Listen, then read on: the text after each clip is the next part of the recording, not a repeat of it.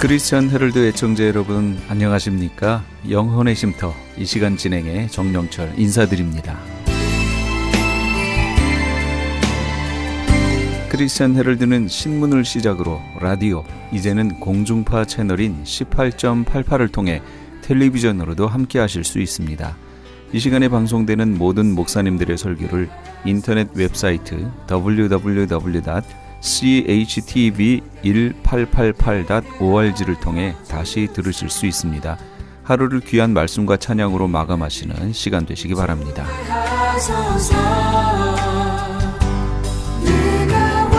이 시간에는 먼저 주안의 교회 최혁 목사님께서 느헤미야 3장 1절에서 32절까지의 말씀을 본문으로 뼈대 그 첫 번째 시간 하나님의 말씀 전해주시겠습니다. 여러분, 교회에서 여러분에게 예배를 방해하는 부정적인 얘기들 자꾸 하잖아요. 그분이 마귀가 쓰는 도구임을 믿으셔야 돼요. 절대 듣지 마세요. 예배를 방해하는 건 마귀밖에 없어요. 여러분, 하나님의 말씀을 들어야 되는데 자꾸 방해되는 얘기를 누가 하잖아요. 그건 마귀가 쓰는 도구예요, 그 사람. 왜냐하면 마귀는 반드시 여러분을 직접 공격해오지 않아요. 처음부터 마귀는 양문을 무너뜨려요. 왜? 양문이 무너지면 하나님이 포로로 줘버려요. 여러분 반드시 기억하셔야 돼요. 하나님께서는요, 아브라함과 롯이 한 자리에서 같이 시작해요. 같은 상황이었어요. 똑같은 불을 가지고 있었어요. 그런데 아브라함은 움직이는 곳마다 반복되는 단어가 하나 있어요. 그 단어가 뭐냐면 제단을 쌓고 여호와의 이름을 불렀더라. 이게 아브라함은 움직이는 곳마다 예배를 드려요. 그런데 롯은요, 제단을 쌓았다는 게 한 구절도 없어요. 같이 시작했는데 아브라함은 믿음의 조상이 되고요, 롯은 어떻게 돼요? 그 아내가 소금 기둥이 되고 두 사이는 불뚝 구덩이 안에서 죽고요, 그 딸들과 관계를 해서 모압과 암몬이라는 희한한 족속을 만들어내면서 패가 망신하죠. 예배에 실패하면요, 지금 당장은 괜찮은 것 같지만 반드시 마귀 밥 돼요. 망하게 돼요. 그래서 양문의 회복은 바로 내 삶의 회복을 보장합니다. 여러분, 박한상 군이라고 하는 청년을 여러분이 아마도 뉴스에서 들었을 거예요. 얼마 전에도 어떤 그 프로에 이 친구가 또 나오더라고요. 이 친구는 아버지 엄마를 칼로 살해하고, 그리고 친구랑 함께 들어가 칼로 살해하고 이제 불을 질렀다고요. 시체를 다 태워버렸어요. 고등학교 2학년 때 고등부에서 교회 학교에서 학생회 회장이었어요. 그의 어머니 아버님이 중고등부 부장집사님이었어요. 수련회를 갔는데 이 박한상 군이 얼마나 은혜를 많이 받아버렸는지 성령 세례를 받고 통곡하고 회개하다가 방언이 터지고, 얼마나 은혜를 받았냐, 100명 모이는 중고등부 아이들 앞에 자기가 나갔어요. 그리고 나서 나는 술 했습니다. 담배 피고 술 먹고 나는 그렇게 살았습니다. 자기 죄를 고백하면서 이제는 그렇게 살지 않을 거라고 주님의 십자가 앞에 회개하고요, 고백하고 그 엄마 아빠 뒤에 중고등부 부장님이 뒤에 계시는데 가서 무릎 꿇고 엄마 아빠 내가 잘못 살았어, 내가 잘못 살았어 회개하면서요 은혜 받았던 친구라고요. 여러분, 우리 같으면 이렇게 우리 아이들이 혹시라도 잘못된 길을 가다가도 이렇게 회개하면 얼마나 기뻐요. 그런데 그 부장집사님 내외이신 그 집사님 내외가 집에 가서 처음 한 게 뭐냐면 할렐루야, 내가 은혜 받았구나 이래야 되는데, 엄마 아빠 나 이제 하나님 말씀대로 살기 위해 노력할 거고, 그리고 하나님 교회를 향해 헌신할 거예요. 그랬더니 이 엄마 아빠가 이렇게 얘기합니다. 은혜는 대학 가서 받아도 돼. 이제 고3이 곧 될 텐데 공부해야지. 집과 교회가 본교회가 너무 머니까 너는 지금부터 교회 가지 말고 너가 드리는 그 예배 드리지 말고 집 앞에 있는, 시간 아까우니까 7시에 드리는 그 예배 작은 게 잠깐 참석해서 예배 드리고 그 시간 아껴서 공부해. 학교도 전학을 시켰어요. 그래서 이 아이가 뭐라고 했냐면 엄마 아빠 부탁인데 내가 다른 거 괜찮은데 예배 드리게 해주라고, 가서 예배 드리게 해주라고, 그리고 우리 그룹들 모이는 기도회도 해야 되고 가서 예배 드릴 수 있게 해달라고. 그랬더니 아버지가 허리띠를 풀고 그 허리띠로 이 아이를 죽도록 팼다고요. 순종 안 한다고. 이놈아, 은혜는 대학 가서 받아도 돼. 그때 얼마든지 예배도 드리고 기도할 수 있어. 지금은 공부해야지 하고 매질했어요. 그래서 그 아이가 그 매질에 견디지 못해서 그냥 본교회 나가 예배 못 드리고 주일날 아침이면 7시에 나가서 있다가 설교가 안 들어오죠. 상처받은 그 심령이 자꾸 졸다가 어느 날부터는 교회를 안 갔어요. 예배를 내려놔 버렸어요. 그리고 이 아버지가요 100억대가 넘는 자산가예요. 그래서 돈이 많으니까 이 아이에게 100만 원짜리 과일을 하나씩 다 만들어줬어요. 그리고 나서 대학 시험을 봤는데 이 아이가 대학을 떨어진 거예요. 이놈아, 대학도 제대로 못 가고 네 인생 어떻게 될래? 창피하다. 그리고 보낸 곳이 어디? LA로 보냈어요.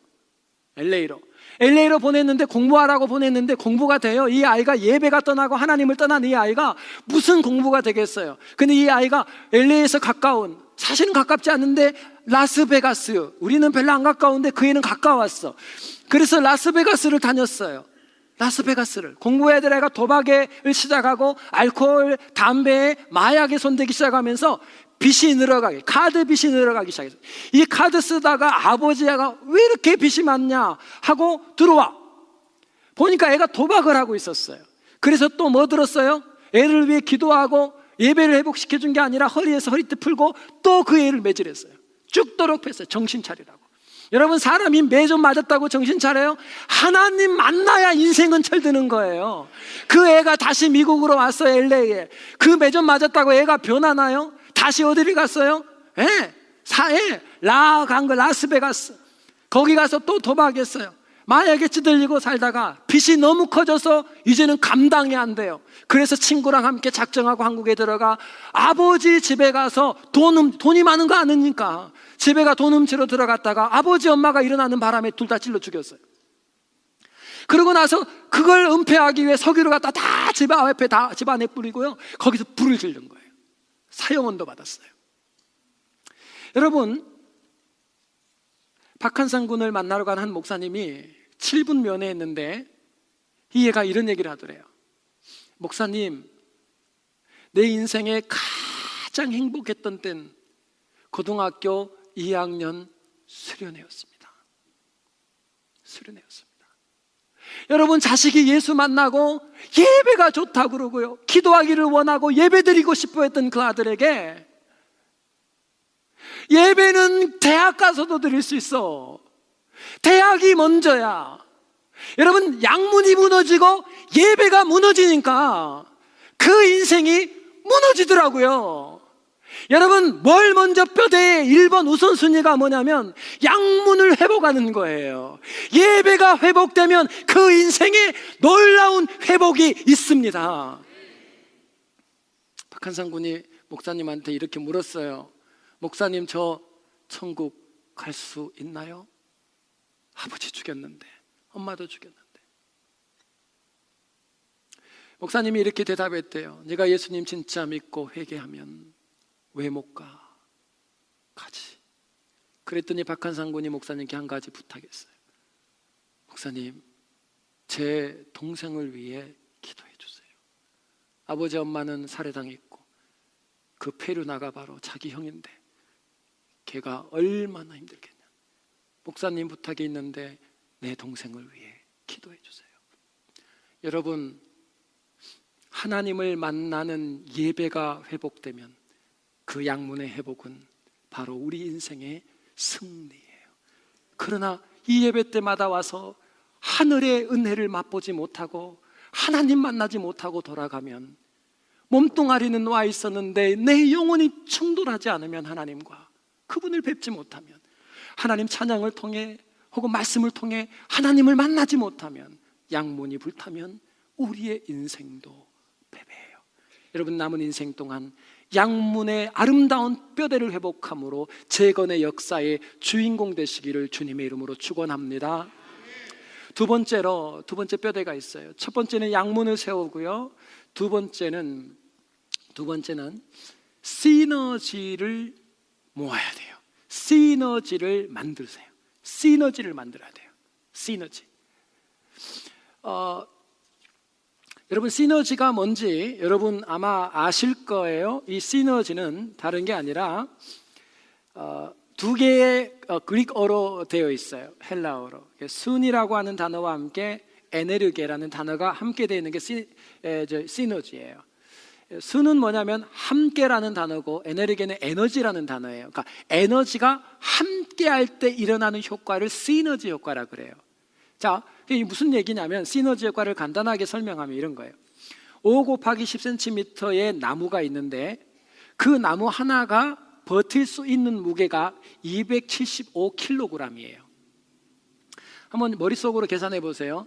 이 기둥 하나가 이 나무 하나가 275kg을 버텨요, 무게를. 그러면 이걸 두 개를 이렇게 못으로 연결을 딱 해놓으면, 자, 우리가 상식적으로 1 더하기 1은 2잖아요, 그죠? 그러면 275 더하기 275는 이쪽 분들은 장사 잘할 거예요 하면 여기도 잘하게 될 줄 믿습니다. 275를 두 개 하면 550kg의 무게를 버텨야 돼요. 그런데 이 나무 두 개를 못으로 연결해서 딱 뭉쳐놓으면 우리 상식으로는 그렇게 돼야 맞는데 얼마를 버티냐면요, 550kg이 아니라 2213kg을 버텨요. 이상하죠? 이걸 말하면 시너지라 그래요. 함께 합력할 때 일어나는 힘은 1 더하기 1은 2가 아니라 플러스 알파가 와요. 2 플러스 알파예요. 이걸 뭐라고 하냐면 시너지라 그래요. 자, 같은 얘기로 개가, 썰매를 끄는 개가 얼마나 끌 수 있는가의 대회에서 1등한 개가 약 2000kg을 끌었어요. 2톤이나 끌었어요. 그리고 2등한 게 약 1800kg을 끌었어요. 그래서 이 두 마리를 함께 뭉쳐가지고 끌게 했어요. 그러면 2000kg, 1800kg을 끌었으면 한 마리씩 1등, 2등이 둘이 끌면 상식적으로 이퀄 얼마를 해야 돼요? 2000 플러스 1800 괜찮아요. 얼마나 주일날 아침에 말하고 싶겠어요. 저는 말하고 싶은 줄 아세요? 저가 3800. 그러면 일반적으로 1 더하기 1은 2니까 그러면 두 개를 뭉쳐놓으면 쓴 에너지를 만들면 얼마를 끌게 되냐면요, 5500kg이에요. 그러니까 우리가 일반적으로 알고 있는 것보다 더 플러스 알파의 힘이 우리에게 와요. 이걸 시너지라 그래요. 시너지. 이거는 시너지 효과가 일어나요. 시너지 효과. 그런데 놀랍게도 오늘 이 이름만 이렇게 쭉 나열되어 있잖아요. 근데 이 이름을 나열된 걸 가만히 연구를 해보면 어떤 게 있냐면 이게 있어요. 이 사람들의 종류가 쭉 나옵니다. 종류가 나오는데 그 종류가 이렇게 나와요. 대제사장이 나오고요, 레위인이 등장을 하고요, 뿐만 아니라 느디님 사람이라 해서 가장 천한 일을 하는 사람들이 함께 협력을 하고요, 그리고 지방에서 다스리는 통치자들이 협력하고요, 금장색과 향품 장사, 즉 그 사람들은 고가의 물건들을 만드는 손기술을 가진 사람이라서 절대로 손을 다치거나 달아지면 안 돼요. 이 금장색이나 이 사람들은. 그런데 이 사람들이 노동판으로 다 나와요. 노동판에 나와서 함께 시너지를 만들어요. 함께. 그리고 일반 상인들이 나오고요, 관리의 리더들의 자식들이 나오고요, 딸들이 나오고요, 그리고 노예들까지, 느디님 사람들, 노예들, 당신 노예들도 나오고요, 이방인들까지 와서 협력을 해요. 어떻게 이런 일이 일어났냐는 거예요. 도대체 무슨 일이 앞에 있었길래, 어떤 일이 있었길래 이렇게 많은 종류의 사람들이 함께 협력해서 52일 만에 약 4km의 길이, 4km의 길이에 성벽을 완공하는 어마어마한 시너지를 만들어냅니다. 이게 느헤미야가 가지고 있던 뼈대의 원리예요. 꼭 기억하셔야 돼요. 시너지예요. 이 많은 그룹들이 나오게 된 이유가 뭐냐는 거예요. 그 이유가 오늘 성경에 기록이 되어 있습니다. 자, 성경 말씀 한번 잠깐 볼까요? 본문 1절을 보세요. 시너지가 어떻게 시작됐는가를 보세요. 이 많은 사람들이 전부 나와 협력하면서 나올 수 있는 시너지를 만들어낸 이유예요. 그게 1절 보세요. 시작.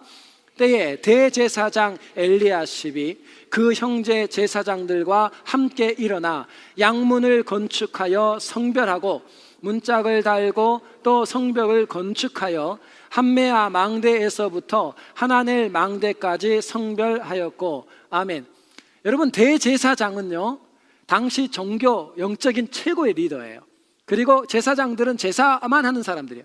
그런데 그 노동판에 누가 먼저 나왔다 그래요? 대제사장과 제사만 드리는 것으로 하나님께 구별되었던 제사장 무리가 나와요. 누가 나와요? 왜 시너지가 시작됐냐면 바로 리더들이 먼저 헌신했어요. 리더들이 먼저 가장 어려운 그 노동판으로 먼저 나와요.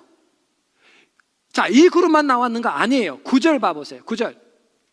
9절에는 예루살렘 전체를 다스리는, 전체 중에 예루살렘 반을 다스리는 리더 이름이 나와요. 누구로 나옵니까? 예, 누구요?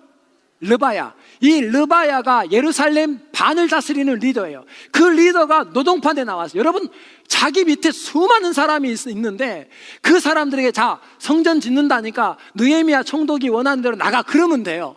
그런데 그렇게 하지 않고 누가 먼저 나와요? 두 번째 그룹이 이 그룹이 나와요. 예루살렘 반을 통치하는 르바야 리더가 나와요. 리더가 먼저 합심해서 헌신을 해요. 또 그 다음 보세요. 12절 말씀.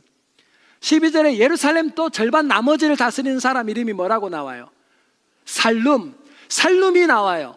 자, 보세요. 반복되는 게 있어요. 14절 보세요. 베닥게렘이라고 하는 지방을 다스리는 리더 이름이 누구예요? 말기야가 노동판으로 나와요. 이 사람은 바로 그 지방을 다스리는 최고 높은 리더예요. 그 다음 보세요. 15절 미스바 지방을 다스려요. 미스바 지방을 다스리는 누구?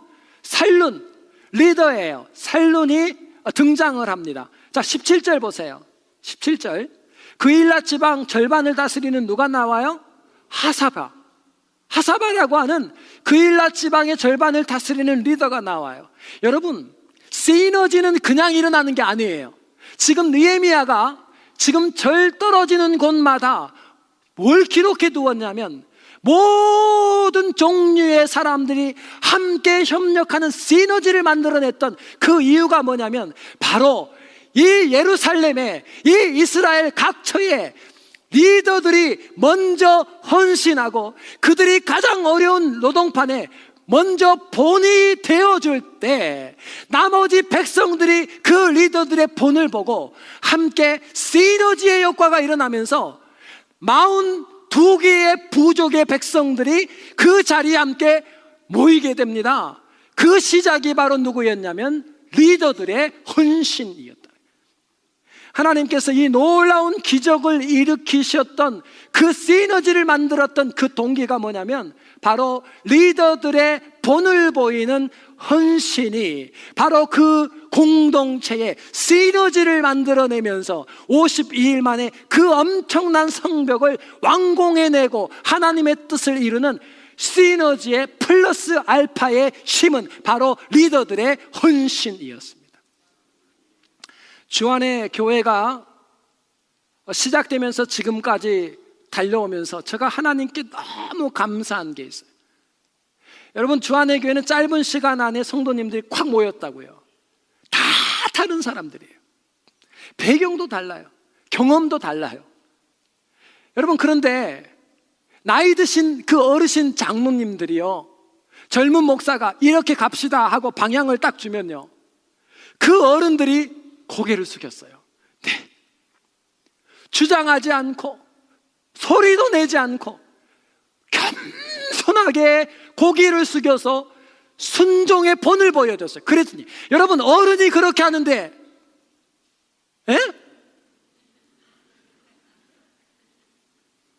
리더잖아요. 그 어른 장로님들이, 그 나이 드신 어른들이 젊은 목사가 이쪽입니다. 근데 그 방향을 가본 적도 없는데 그러면 그냥 그 맡긴 자리에서 고개 숙이고 순종하고 따라오는 본을 보였다고요. 그랬더니 시너지가 나타났어요. 집사님들이 함께 달려가는 분들이요, 불평할 수 있는 상황, 원망할 수 있는 모든 상황에 입 딱 다물었어요. 왜? 누구도 얘기를 안 하는가? 어른이 얘기를 안 하는데 뭐. 여러분, 본을 보여주니까 합력하는 시너지가 나타나. 주안의 교회가 이 위기에도 왜 아직도 버티고 있는 줄 아세요? 우리 주안의 교회 리더들이 정말 가장 어려운 그 노동판이라고 하는 그 자리에 나와 총알 맞아주고 그 자리에서 끝까지 본을 보여주셨기 때문에 그 분을 바라봤던 다른 팔로워들이 합력하여 시너지, 하나님의 영적인 시너지가 나타나서 주안의 교회가 이만큼 달려가는 줄 믿으시기 바랍니다. 여러분, 가정 공동체의 변화를 원하십니까? 그렇다면 양문을 해보고 하셔야 돼요. 그 다음 두 번째는 반드시 그 공동체의 리더가 먼저 가장 수고로운 그 자리에 손 걷어붙이고 느헤미야 리더의 말을 따라, 그전에는 내가 리더였고 내가 다스리는 땅이에요. 그런데 이제 보내진 그 리더의 방향을 따라 모두가 함께 리더들이 먼저 움직였어요. 리더들이.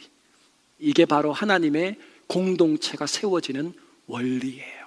리더들이 먼저 헌신하는 거예요. 여러분, 영국과 프랑스 사이에 100년 전쟁이 있었죠. 독합니다. 100년을 어떻게 전쟁한지 몰라. 100년 전쟁.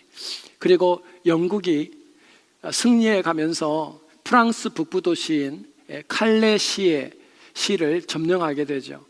칼레 시에 더 이상 원병이 올 수 없다는 사실을 알았던 칼레 시민들은 항복 사절단을 만들었어요.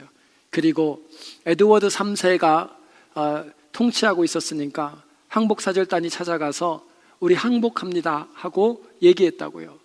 그러면서 저 부탁을 했어요. 우리가 항복하니까 제발 부탁인데 도시를 불태우지 말아달라고. 또 하나는 어린아이부터 시민들을 죽이지 말아달라고. 에드워드 3세가 그들이 항복하고 왔으니까 그 조건을 들어주기로 합니다. 그 대신 조건 하나를 걸었어요. 너희가 전쟁을 했으니까 너희 안에 6명이 대표로 죽어야 된다. 6명의 생명을 요구했어요. 에드워드 3세가. 그 얘기를 듣자마자 그곳에 가장 돈을 많이 가지고 있었던 갑부이자 최고의 귀족인 생 피에르라고 하는 귀족이 그 그룹에서 나왔어요. 그리고 뭐라고 얘기하냐면, 좋습니다. 제가 먼저 교수대에 올라가겠습니다. 그리고 나서는 시장이 나왔어요. 시장이 다음은 제가 교수대로 올라가겠습니다.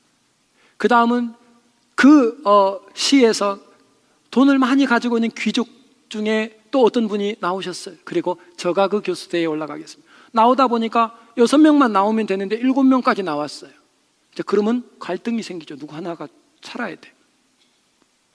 그랬더니 생피에르라고 하는 그 귀족이 이렇게 얘기합니다. 그러면 다 서로 죽겠다고 하니까 내일 아침 사형장에 가장 늦게 오는 사람은 사는 걸로. 그래서 6명만 죽어야 되니까 그렇게 얘기를 하고 헤어졌어요.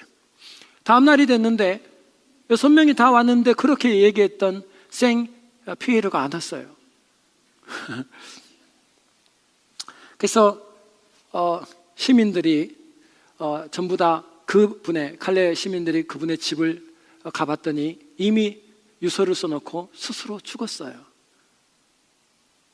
자기 순서가 오지 않을까 봐 먼저 목숨을 끊고, 그리고 죽음을 자원하면서 다른 6명의 명예를 지켜주기를 원했고 칼레 시의 명예를 지키기 위해 스스로 글을 썼어요. 그리고 에드워드 3세가 그 상황을 글을 보고받고 나머지 6분의 생명을 살려줍니다. 여러분, 공동체의 위기가 왔을 때 그 공동체가 사는 법은 세상이나 하나님의 말씀이나 똑같이 한결같은 게 있어요. 그게 뭐냐면 먼저 리더가 희생하는 거예요. 먼저 리더가 헌신하는 거예요. 여러분, 영국에 가면 꼭 한번 가보아야 되는 학교가 이튼 스쿨이에요. 이튼 칼리지. 저도 영국에서 있었기 때문에 다 구경하면서 그 학교 가면요, 거기 안에는 채플 예배실이 있는데 그 예배당 주변이 전부 공동묘지예요. 예배당이 얼마나 많은 사람이 죽었길래. 근데 그 공동묘지에 약 2천여 명의 학생들이, 그 2천 명의 사람들이 죽었습니다. 그게 뭐냐면 영국이 1차 대전과 2차 대전이 있었을 때 이 이튼 스쿨이라는 이튼 칼리지는 영국의 수상을 무려 18명이나 배출한 학교예요. 명문 중에 명문이에요. 이 학교는 아무나 못 들어가요. 귀족의 자녀들이 들어가요. 당시엔 더. 그러니까 리더의 가정이에요. 그런데 전쟁이 났을 때, 근데 거기는요, 전쟁이 날 때 제일 먼저 나라를 위해서 싸우러 나간 사람들이 전부 리더와 귀족들의 자녀였어요. 2,000명이 나가서 죽었어요. 거기 무덤이에요, 무덤. 뭘 얘기하냐면 영국은 위기가 오고 공동체가 어려우면 누가 먼저 나간다는 거예요? 리더들이 나가는 거예요. 리더와 리더의 자녀들이 앞에 나간다는 거예요. 오늘 리더들 중에서도요, 그 리더가 있어요. 예루살렘 절반을 다스리는 한 리더는 자기만 나가도 됐는데 자기 딸들까지 데리고 나간다고요. 딸들까지. 여러분, 하나님의 교회의 공동체가 정말 아름다운 뼈대가 세워지기를 원한다면 예배가 살아야 돼요. 양문이 회복돼야 돼요. 그리고 두 번째로 시너지를 불러와야 돼요. 절대 공동체는 혼자 못 달려가요. 모든 교인들이 똘똘 뭉쳐서 합심해서 달려가야 교회가 돼요. 그런데 그 시너지는 누가 만들어내냐? 오늘 성경에 뭐라고 얘기하냐면, 진짜 변화를 원한다면 바로 최전방에 서 있는 그 리더들이 하나님 앞에 본을 보이고 먼저 헌신할 때 그걸 바라보던 모든 회중들이 함께 시너지의 놀라운 에너지가 그 공동체 가운데 임하니까 52일 만에 하나님의 놀라운 계획과 뜻이 성취되더라. 주안의 교회는 좋은 교회입니다. 지금이 최악이에요. 무슨 뜻이냐면, 우리는 다음 주가 더 좋아질 거고요. 우리 교회는 1년 후가 더 좋은 교회가 될 거예요. 5년 후면 더 좋은 교회가 될 거예요. 10년 후면 더 좋은 교회가 될 거예요.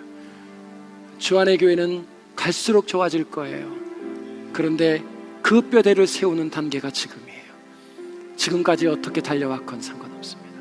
지금부터 리더들은 먼저 하나님께 헌신하십시오. 그 헌신이 어떤 모양이 되었건 함께 있는 모든 팔로워들이, 리더들이 공사판에 나가 그 대제사장이 제사 드리면 되는데 예배만 집례하면 되는 게 그게 자기 일인데, 그 대제사장이 나가 노동판에서 함께 노동하는 그 모습을 보고 42개의 부족들의 사람들이 모이기 시작했어요. 시너지예요. 저는 이런 놀라운 역사가 주안의 교회 공동체에도 아름다운 기초로 세워지기를 주님의 이름으로 축원합니다. 지금까지 주안의 교회 최혁 목사님께서 귀한 하나님의 말씀 전해주셨습니다. 주안의 교회는 하나님의 임재가 충만한 예배, 섬김과 나눔을 실천하는 교회, 다음 세대를 준비하는 교회, 양육과 훈련을 통해 제자화하는 교회를 비전으로 삼고 있습니다. 주안의 교회는 1951 리날드 스트리트 LA에 위치하고 있으며, 신앙상담을 원하시는 분은 213지역 232-3163 213지역 232-3163번으로 문의하시기 바랍니다. 네, 신만의 장석훈입니다. 천정산삼이라고 다 같은 천정산삼이 아닙니다. 신만이 장석훈이 직접 채취해 믿을 수 있는 산삼. 장례삼, 야생산삼과도 비교할 수 없는 신만이 장석훈의 진품 천정산삼. 천하를 얻어도 건강을 잃으면 무슨 소용이 있습니까?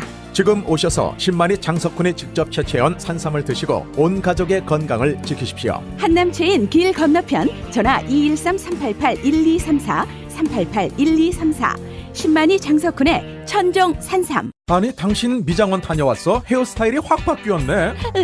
홈쇼핑월드 차홍 고데기로 마술을 부렸지. 홈쇼핑월드 차홍 고데기. 차홍 허니앤비 샴푸로 머리 감으면서 차홍 헤어두피 마사지를 쓰면 머릿결이 너무너무 부드러워지고 한 움큼씩 빠지던 머리카락도 눈에 띄게 덜 빠져. 차홍 고데기 너무 좋아. 그럼 그 웨이브 머리도? 당연하죠. 3, 4분이면 이렇게 풍성한 웨이브 머리를 만들 수 있다고요. 너무 이쁘다. 어디서 샀어? 홈쇼핑월드. 가격 만족, 품질 만족, 행복한 쇼핑. 활가와 웨스턴 홈쇼핑 월드. 미국 최초 서든 캘리포니아 세미너리 상담심리학 석사와 결혼가족 치료사, 상담심리학 박사 한국어 과정. 캘리포니아 심리학협회가 인정한 서든 캘리포니아 세미너리. 과정 수료 시 캘리포니아 면허 시험 응시 자격이 부여되며 면허 취득 시 직접 클리닉도 오픈하실 수 있습니다. 저렴한 학비, 다양한 장학금으로 학비 걱정도 끝. 한국어로 편하게 배우는 심리학 석박사 과정. 서든 캘리포니아 세미너리 323-529-3339 323-529-3339. M3를 아십니까? 무슨 병에 걸렸던지 큰 효과를 준다는 신비한 영양제. 혈액에 영양을 공급하여 힘이 생기니까 피곤하지 않고 이제는 지팡이 없이 걸을 수 있다고 많은 분들이 간증을 합니다. 혈액 해독, 기력 회복, 뼈 골수 영양 공급, 심장, 뇌, 혈전 용해. 유태인 회사가 제조한 특수 영양제. M3, 혈액순환을 잘 되게 하는 최고급 영양제. M3, 크던 작던 아픈 곳이 있다면 M3. 213-435-9600, 213-435-9600번입니다. 정직한 마음으로 권해드립니다.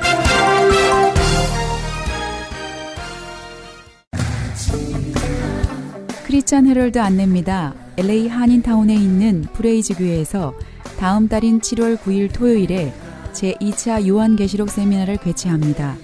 계시록 7교회를 시작으로 7년 대환란, 적그리스도는 누구인가, 휴거는 언제 일어나는가, 베리칩은 짐승표인가, 그리고 한 번 구원은 영원한 구원인가 등등 계시록의 핵심 키워드를 중심으로 피터 정 목사의 세미나가 진행됩니다.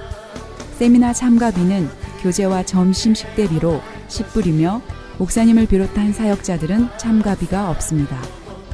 계시록의 말씀을 배우기 원하는 성도님들은 오는 7월 9일 토요일 오전 10시까지 2668 웨스트 피코 블러버드 LA 한인타운 피코와 캔모어에 있는 프레이즈 교회로 오시거나 전화 213-700-9833 213-700-9833번으로 문의하시기 바랍니다.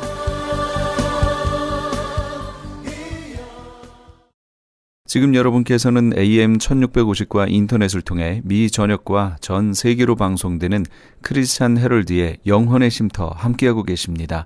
방송 시간과 설교 편성표는 크리스찬 헤럴드 신문 주간 편성표와 홈페이지 chtv1888.org에서 확인하실 수 있습니다. 계속해서 프레이즈 교회의 계시록 강해 시간입니다.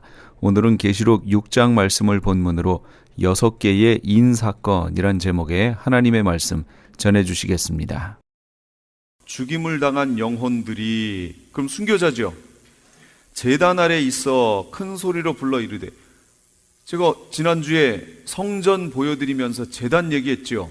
순교자들은 일반 사람들이 죽으면 어디 가요? 낙원에 가잖아요. 믿는 일반인들이 죽으면 낙원에 가 있어요. 그러나 순교자들은 지금 어디가 있어요? 지금? 제단 아래 가 있잖아요. 그럼 성전에서 제단이 어디였어요? 문 입구 들어오면 바로 제단이고, 그 다음이 물두멍이고, 그 다음이 성소고, 그 다음이 지성소잖아요. 그렇게 돼 있죠. 거기서 물두멍이 있는 것이 제가 하나님 보좌 앞에 펼쳐진 유리바다라고 설명을 드렸고요. 그 다음 단계에 있는 것이 제단입니다. 거기에서 제물이 잡히는 단이잖아요. 이 순교자들은 누구예요? 자기 몸을 뭘로 드린 거예요? 예, 제물로 드린 자들이에요. 그러니까 거기에 가 있는 거예요. 그래서 낙원에 가 있는 일반 성도들이 죽으면 낙원으로 가지만 순교자들은 하나님 보호자 앞에 있는 제단으로 그냥 올라가 버립니다.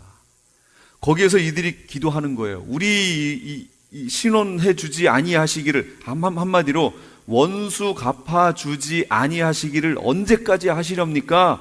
빨리 원수 갚아주세요 라고 기도하고 있는 거예요. 제단 앞에서, 제단 아래서. 그랬더니 거기서 뭐라고 그래요?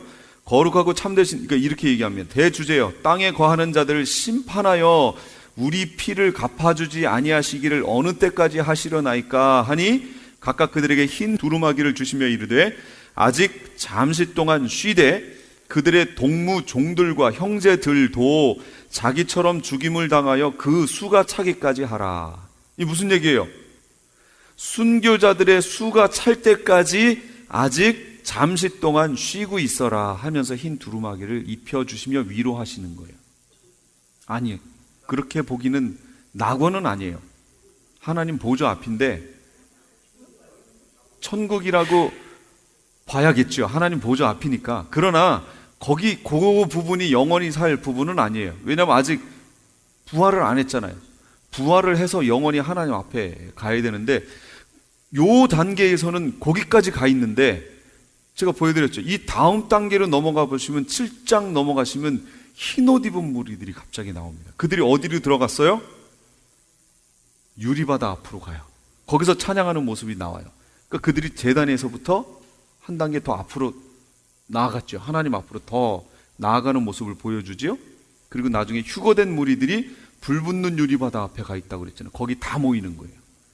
그래서 거기서 혼인잔치가 벌어져요. 그리고 예수님이 군대로 그들을 데리고 밑에 감람산으로 내려오시는 겁니다. 그때 이스라엘은 밑에서 정금같이 되어져서 감람산에서 주님을 맞이하는 거예요. 너희가 하늘로 가심을 본 그대로 주님이 다시 오실 것이다. 이스라엘은 밑에서 주님을 맞습니다. 그리고 이방인 크리스찬들은 거기에서 저기 혼인 예식을 하고 정금과 같이 돼서 또 그들도 내려와서 여기서 만납니다. 그리고 천년왕국이 시작될 거예요. 그게 이제 스가용이에요. 그림이 조금씩 그려지시죠? 예, 퍼즐 맞추듯이 이렇게 맞춰 가다가 그 시간대가 나오면 제가 설명하면서 짝짝짝 연결을 해드릴게요. 자, 지금 그렇게 됐어요. 마태복음 24장 9절에 보면 그때 사람들이 너희를 환란에 넘겨주겠으며 너희를 죽이리니 너희가 내 이름 때문에 모든 민족에게 미움을 받으리라. 순교 나오죠? 예수님이 하신 말씀 마태복음 24장 또 누가복음을 순서대로 이렇게 보시면 여기 있는 순서대로 그대로 똑같이 갑니다. 순교자들이 등장했어요. 누가 순교자냐?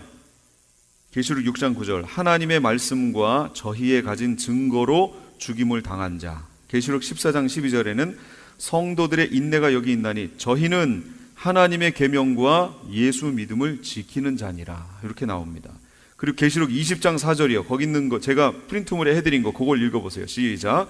예수의 증거와 하나님의 말씀을 인하여 목배임을 받은 자의 영혼들과 이렇게 나와. 이들이 순교자예요. 순교자들인데 거기 20장 제가 다시 보여드릴게요. 여기 20장에 있는 이 내용은 뭐냐면 천년왕국 들어가기 바로 직전 그 부분이에요. 무저갱에 3절에 무저갱에 던져 넣어 잠그고 그 위에 임봉하여 1000년이 차도록 다시는 만국을 미혹하지 못하게 하였는데 그 후에는 반드시 잠깐 노일이라 그랬죠. 이제 천년왕국 들어가는 거예요. 또 내가 보좌들을 보니 거기에 앉은 자들이 있어 심판하는 권세를 받았더라.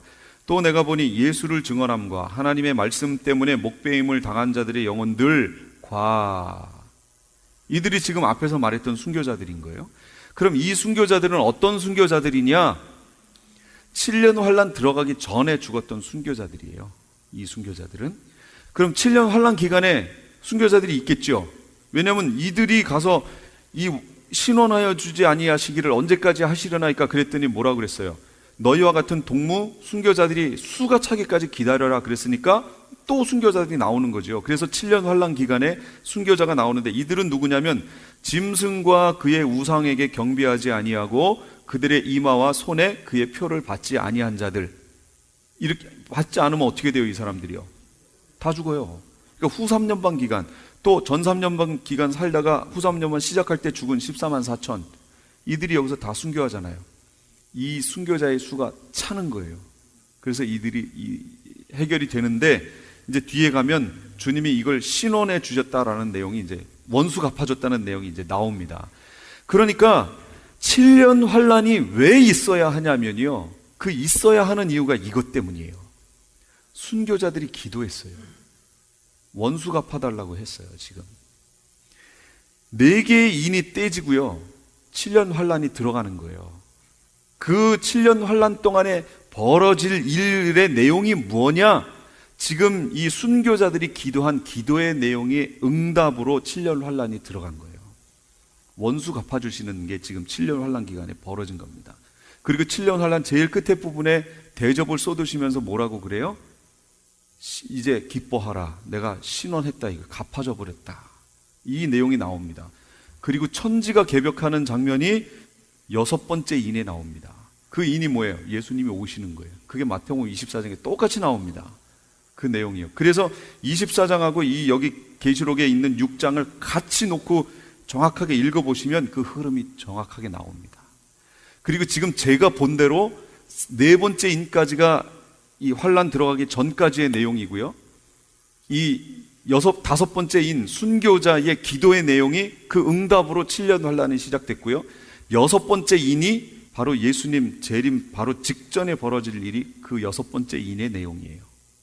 여기까지 이해가 되셨어요? 이렇게 되고 7번째 인을 딱 떼시면 어떻게 돼요? 그러면 이제 시작이죠. 그래서 7번째 인을 딱 떼신 다음에 갑자기 잠시 정적이 흐릅니다. 그러더니 이제 시작되는 거예요. 나팔이 불려지기 시작하는 거예요. 계시록의 첫 번째 흐름이 그렇게 되어 있습니다. 거기에 계시록 18장 20절에 하늘과 성도들과 사도들과 선지자들이 들아 그를 인하여 즐거워하라. 하나님이 너희를 신원하시는 심판을 그에게 하셨음이라 하더라. 18장에 드디어 나오는 겁니다. 이게 대접 사건이에요. 대접 다 부은 후에 하시는 말씀이에요. 7년 환란이 하나님이 역사하시는 데 있어서 7년 환란뿐만 아니라 하나님이 이 땅에 무엇인가 일을 하시는데 그 일이 우리는 막 너무 급해요. 우리가 기도하면 바로 돼야 되잖아요. 어떤 성급한 사람이 기도했다고 그러죠. 자기를 좀 여유롭게 해달라고 하나님께 기도하기를 지금 당장 해주시옵소서라고 기도했대잖아요. 자기를 좀 여유 있게 해달라고. 쪼크했는데. 근데 하나님께서는 시간이 뭔가가 있어요. 하나님이 생각하시는 시간이. 근데 그게 어떤 형태로 여기 성경에서 나와 있냐면 수가 차기까지예요. 수가. 여기서 그 밑에 보세요. 충만한 수가 차기까지라고 나온 거. 계시록 6장 11절도 그들의 동무 종들과 형제들도 자기처럼 죽임을 당하여 그 수가 차기까지 기다려라. 이렇게 얘기했죠. 그다음 창세기 15장 16절도 이는 아모리 족속의 죄악이 아직 가득 차지 아니함이니라. 이거 아브라함한테 가나안 땅을 주시겠다고 약속하셨지만 아직 아니라는 거예요. 왜냐하면 거기 산 사람들의 죄악이 아직 관영하지 않았다는 거예요. 그 수가 차기까지 기다려라 이 얘기를 하세요. 그 다음에 예루살렘은 이방인의 때가 차기까지 이방인들에게 밟힐 거래요. 때가 찰 때까지. 그 다음 로마서에도 보면 이 신비는 이방인의 충만한 수가 들어오기까지 이스라엘의 덜어는 우둔하게 된 것이라. 지금 이스라엘이 지금 점점 회복되고 있죠. 그 얘기가 뭔지 아세요? 이 말씀 로마서를 갖다 거기다 딱 대입해 보면 이방인의 충만한 수가 거의 찼구나 이 내용이에요. 지금 이 말씀대로 치면 이 말씀을 대체 신학에서는 이 말씀이 해석이 안 됩니다. 이스라엘을 영적인 이스라엘로 바꿔버리면 그 다음에는 이 말씀을 어떻게 해석할 거예요? 말이 안 돼요. 그러니까 해석이 안 됐어요. 그러나 구약에 있는 이스라엘, 신약에도 이스라엘이라고 언급되는 거는 그거는 실제 이스라엘입니다. 옛날에는 이스라엘이었기 때문에 대체 신학이 나올 수밖에 없었어요. 성경에 있는 이스라엘은 영적인 이스라엘을 얘기하는 거구나 이렇게 오해할 수 있었어요. 그러나 아닙니다. 대체 신학은 잘못됐습니다. 대체 신학이 아니에요. 이스라엘은 말 그대로 육적인 이스라엘이에요. 그 이스라엘을 하나님이 회복시키시겠다고 분명히 성경에 약속되어 있습니다. 이제 대체 신학에 대해서 말씀드릴 찬스가 되면 또 말씀을 드릴게요. 요 말씀을 적용을 해보면 이스라엘 사람들이 신앙을 버리고 예수님을 배척한 것은 이방인들을 하나님이 접붙이기 위해서 그렇게 하셨던 거예요. 근데 언제까지 그런 일이 벌어져요? 이방인의 충만한 수가 들어올 때까지 그렇게 된 것이고, 하나님이 정하신, 하나님이 생각하신 이방인의 충만한 수가 들어오면 이제 어떻게 되는 거예요? 다시 이스라엘이 회복되는 거예요. 영적으로 회복되는 거예요. 그 때를 기다리고 있는 겁니다, 지금. 근데 지금 보세요. 이스라엘이 얼마나 빨리 지금 회복되고 있는지요. 그 얘기는 거꾸로 얘기하면 이방인의 수가 거의 찼다 그 얘기입니다. 하나님이 정하신 이방인의 수가 거의 찼기 때문에 지금 그 이스라엘의 문이 자꾸 열려지고 있는 거예요. 이거는 이스라엘 사람의 유대인들의 입장에서 봤을 때는 환영할 일이지만 우리 이방인들의 입장에서 봤을 때는 두려운 일인 거예요. 우리 주변에 있는 이들을 그래서 빨리 전도해야 되는 거예요. 문이 한번 딱 닫힌 다음에는요, 비가 내립니다. 그럼 그때 두드려봤자 방주의 문은 열리지 않습니다. 그 문을 누가 닫았어요? 하나님이 닫아버렸어요. 하나님이 닫은 문을 누가 열 거예요? 닫으면 열 자가 없고 열면 닫을 자가 없는 하나님이 닫으셨는데 그 누가 열 거예요? 그래서 지금은 이방인이 구원받을 수 있는 마지막 시기를 지금 살고 있는 겁니다. 이게 얼마나 갈지 모르겠어요. 그리고 이것이 이제 구원의 문이 이스라엘을 향해서 열릴 겁니다. 지금 열려지고 있어요. 이스라엘을 향해 열려지는 만큼 이방인에게는 문이 닫혀지는 겁니다. 지금 이렇게 되고 있어요. 그러니까 우리가 두려움으로 지금 이스라엘의 회복을 우리 이방인의 입장에서는 봐야 돼요. 축복하고 우리가 기도하고 복 빌어야 하지만 우리 입장에서는 문이 닫히고 있다, 이렇게 두려운 마음이 있어야 되는 겁니다. 그런 상황이에요. 순교자들이 나오기 시작하고요. 그러면서 7년 환란 기간에도 그 순교자의 수가 차면 주님이 정하신 때가 차버립니다. 그들이 땅 4분의 1의 권세를 얻어 검과 흉년과 사망과 땅의 짐승들로서 죽이더라 라는 말씀이 거기 나와 있는데, 제가 안 보고 하다가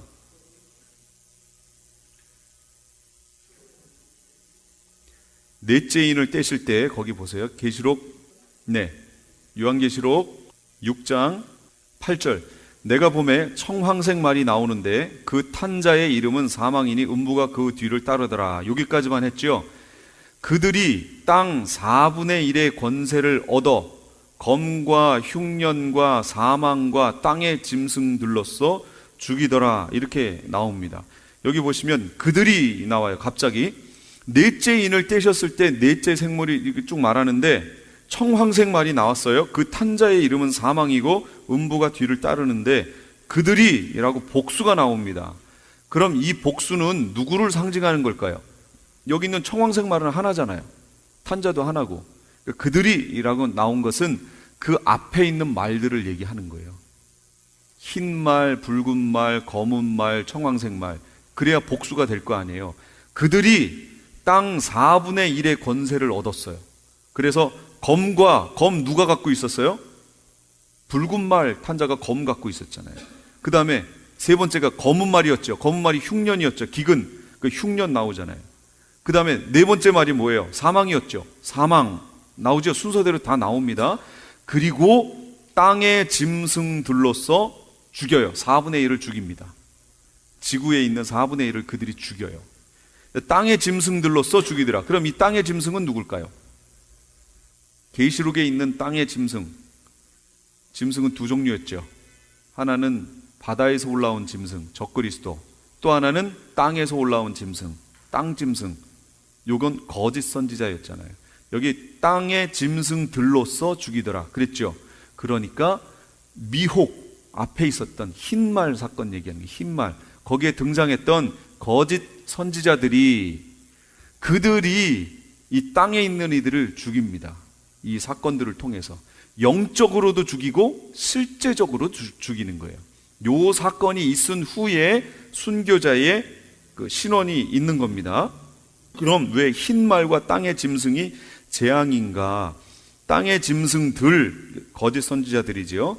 사람들의 영혼을 기근의 어려움을 이용해서 짐승표, 즉 매매하는 수단을 사람들에게 찍어서 지옥불로 끌고 가기 때문에 그래요. 그래서 재앙이 되는 겁니다.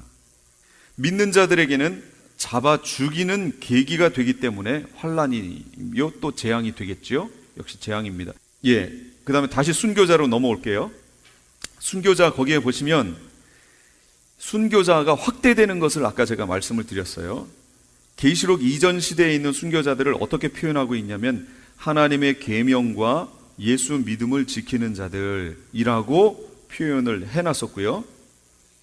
그 다음에 이제 순교자 이 7년 환란 안으로 들어가면 순교자들이 누가 되냐면 하나님의 계명과 예수 믿음을 지키는 자들, 그리고 짐승과 그의 형상에게 경배하지 않고 자기들의 이마나 손에 짐승표를 받지 않는 이들, 이렇게 나옵니다. 그래서 그 모든 자들이 순교자가 되는 거예요. 그러니까 7년 환란 기간 동안에 있는 순교자들은 어떻게 표현했냐면 짐승과 그의 형상에게 경배하지 않고 자기들의 이마나 손에 짐승표를 받지 않은 이들, 그들을 7년 환란에 있는 순교자들이라고 표현이 되어 있는 거고요. 7년 환란 전에 죽은 순교자들은 하나님의 계명과 예수의 믿음을 지키는 자들. 그리고 왜 하나님의 계명과 예수 믿음을 지키는 자들일까요? 하나님의 계명은 누굴 얘기하는 거예요? 그건 유대인들을 얘기하는 거예요. 유대인이며 순교한 이들을 얘기하는 거고요. 예수 믿음을 지키는 자들, 그건 이방 크리스찬들을 얘기하는 겁니다. 유대인이든 이방 크리스찬이든 순교자가 있죠. 그들을 상징하기 위해서 하나님의 계명과 예수 믿음을 지키는 자들, 이렇게 얘기하는 거고, 계시록의 특징은 뭐냐면 짐승표거든요. 그래서 그 짐승표에, 짐승과 그 형상에게 경배하지 않고 자기들의 이마와 손에 짐승표를 받지 않은 이들, 그들을 계시록 안에 있는 순교자들을 상징하는 표현으로 그렇게 돼 있습니다. 그 다음에 6번째 인을 뗄게요. 마태복음 24장에 보시면 24장 거기 29절 제가 찾아놨습니다. 29절에 보시면 그날 환난 후에 즉시 해가 어두워지며 달이 빛을 내지 아니하며 별들이 하늘에서 떨어지며 하늘의 권능들이 흔들리리라. 그때에 인자의 징조가 하늘에서 보이겠고 그때에 땅의 모든 족속들이 통곡하며 그들이 인자가 구름을 타고 능력과 큰 영광으로 오는 것을 보리라. 이렇게 나왔죠. 예수님이 언제 오세요? 예수님 재림이 환난 전이에요? 후에요? 후입니다. 환난 후에요. 여기 나왔잖아요. 그날 환난 후에 즉시 해가 어두워지며 달이 빛을 내지 아니하며 별들이 하늘에서 떨어지며 하늘의 권능들이 흔들리리라 그랬죠. 그러면서 그때에 인자의 징조가 하늘에서 보이겠고 그때에 땅의 모든 족속이 통곡하며 그들이 인자가 구름을 타고 능력과 큰 영광으로 오는 것을 보리라. 이렇게 나왔잖아요. 그런데 6번째 인의 내용을 보세요.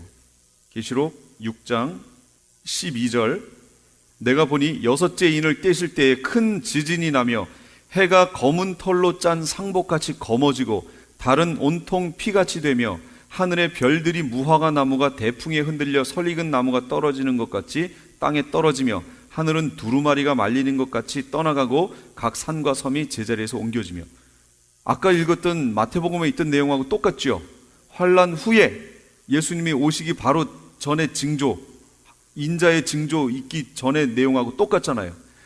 그러니까 6번째 인은 7년 환난 끝 예수님 오시기 직전의 모습을 설명해 주고 있는 내용이에요. 이해가 되셨죠? 5번째 인, 순교자들의 인은 7년 환난이 왜 있어야 되는지를 설명해 주는 인이었던 거예요. 바로 순교자들이 신원해달라고 기도했단 말이에요. 그래서 그 신원하시는 기간이 이 환난 기간입니다. 그리고 이 환난 기간이 들어가기 전이 바로 4개의 인이 떨어지는, 흰말, 붉은말, 검은말, 청황색말이 떨어지는 그 내용인 거예요. 그리고 구약에서도 보시면요, 이 4말이 꼭 같이 다녀요. 그리고 이 4말로 인해서 사건이 벌어집니다. 그게 하나로 이렇게 벌어져요. 그 내용이 에스겔, 예레미야에 다 나와 있습니다. 그런 내용들이 지금은 우리가 지금 이 봄 절기에 하는 이 요한계시록은 깊이 들어가지 않고요, 대략적인 전체 흐름을 이렇게 잡는 기간이, 여기서 제가 더 깊이 확 들어가 버리면 흐름이 안 잡혀요. 너무 자세히 들어가니까 막 이 어디 하는 거야 막 이렇게 되시더라고요. 그래서 여기는 대략적인 내용만 이렇게 흘러갈 겁니다. 이게 잡히고 나서 가을에 하는 절기에는 더 자세하게 이렇게 하나하나 또 들어갈 겁니다. 그러니까 그런 흐름이 그렇다라는 것만 이해를 해주세요. 그러면 지금 6개의 인의 흐름이 잡혔죠. 4개는 7년 환난 들어가기 전에 있을 징조고, 5번째 인은 순교자들의 기도인데 그 기도의 응답으로 7년 환난의 내용이 만들어진 것이고, 이 6번째 인은 뭐예요? 예수님 오실 때의 내용인 거잖아요. 그러니까 이 인 사건이 무슨 사건이냐? 전체 계시록에 있는 모든 것의 총론이에요. 그러니까 이 인 사건에 집중해서 이렇게 보고 정세가 흘러가는 걸 이렇게 지켜보면 예수님이 오실 때가 됐는데 라는 것을 아시게 되는 거예요. 이게 징조장이기 때문에 그래요. 그래서 예수님 뭐라고 그러셨냐면 징조를 보고 깨달아 알라고 그러셨어요. 징조를 주신 이유가 뭐예요? 징조라는 게 사인이라는 얘기예요. 사인이니까 파란불이 켜지면 어떻게 해야 돼요? 가야 돼요. 빨간불이 켜지면 멈춰야 돼요. 여기에 지금 4가지가 사인인 거예요. 사인. 그러니까 이 사인을 잘 유심히 보라 그 얘기예요. 우리 보러 날과 시간은 안 가르쳐 주셨지만 사인은 주셨어요. 하늘이 붉어지면 어떻겠다, 이런 거 우리가 알잖아요. 그거는 알면서 왜 시대가 가는 것은 분별하지 못하느냐 이렇게 말씀하셨잖아요. 그러니까 요걸 보고 주님이 오실 때가 다 됐구나 하는 걸 깨달아 알아라, 그 얘기입니다. 그러시면서 아직 끝은 아니니라 이렇게 말씀하셨어요. 준비하고 있어라, 그런 내용입니다. 그래서 거기 징조의 정리, 1에서부터 4번째 인까지는 환난 전에 있을 징조, 5번째 인 사건은 순교자의 호소지요, 환난 시대의 징조, 그 다음 6번째 인 사건은 천지개벽인데 이거는 환난 후 예수님 재림하실 때의 징조를 말한 거예요. 6째 인에서 예수님 재림에 대한 모습이 나오는 이유는 뭘까요? 이 인 사건이 마지막 때에 일어날 모든 사건의 총론이기 때문에 거기서 나오는 겁니다. 전체 흐름을 이해를 하셨죠? 예, 요 흐름만 알고 계셔도 계시록이 이렇게 흘러가는구나, 이렇게 이해가 되실 겁니다. 지금까지 LA 한인타운에 있는 프레이즈 교회의 요한계시록 강해였습니다. 프레이즈 교회는 오는 7월 9일 토요일에 계시록 2차 세미나가 오전 10시에서 오후 4시까지 실시되고, 다음 날인 7월 10일 주일 오후 2시부터 요한계시록 2차 강해가 10월 말까지 진행될 예정입니다. 요한계시록 세미나와 강해를 듣기 원하시는 성도님들은 2668 웨스트 피커 블루바드, 피커와 켄모어가 만나는 곳에 위치한 프레이즈 교회로 오시거나 전화 213-700-9833 213지역 700-9833번으로 문의하시기 바랍니다.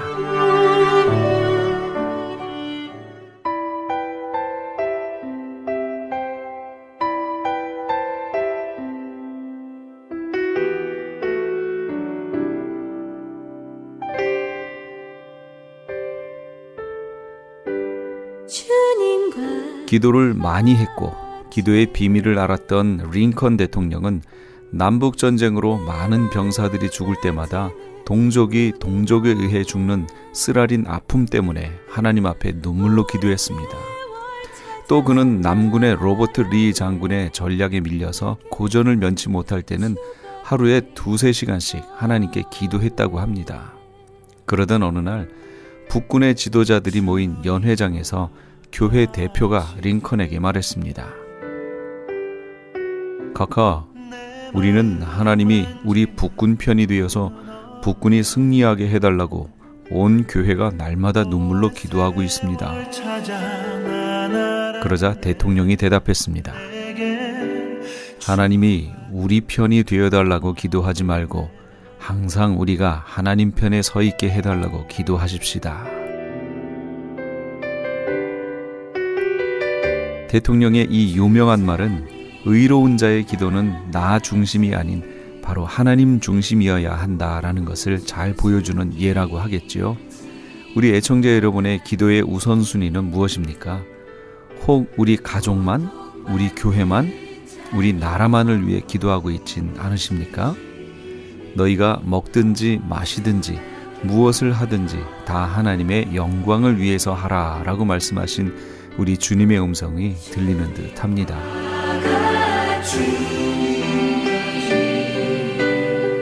오늘도 우리 주님 위해 주님 뜻을 이 땅에 실현하는, 그리고 주님께 기쁨을 드리는 그런 하루 보내셨겠지요? 평안한 밤 되시기 바랍니다. 지금까지 크리스찬 헤럴드 방송에서 보내드린 영혼의 쉼터의 정영철이었습니다. 고맙습니다.